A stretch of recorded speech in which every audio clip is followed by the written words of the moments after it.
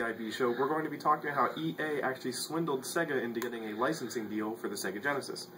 And how this all started was, back in the day, Sega was charging $8 to $10 per cartridge they produced, so games like NBA Jam, which had, I believe, almost 2 million copies, Midway ended up having to pay over $15 million to Sega just to get their game on a console, and EA wanted nothing to do with that. And they kept calling Sega trying to get a better deal, and Sega, eventually, a representative said sarcastically, well, I guess you're going to have to reverse engineer one of our systems. Well, that actually sparked something in the developers, and they had some people working to reverse engineer a Sega Genesis that was not actually a Sega Genesis,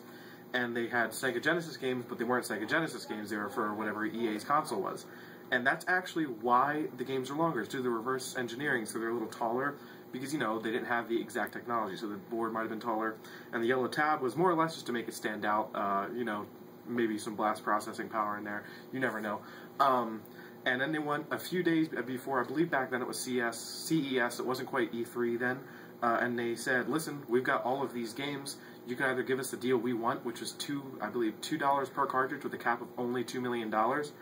or we are going to make all of our own games, we're going to make millions of dollars, and we're going to sell our Genesis to everyone else, and they're going to be able to make games, and you're just going to lose millions of dollars. Sega quickly agreed, and as soon as they unveiled the Sega Genesis, they unveiled their licensing deal with EA, and that is actually why we have all these awesome little yellow tab games.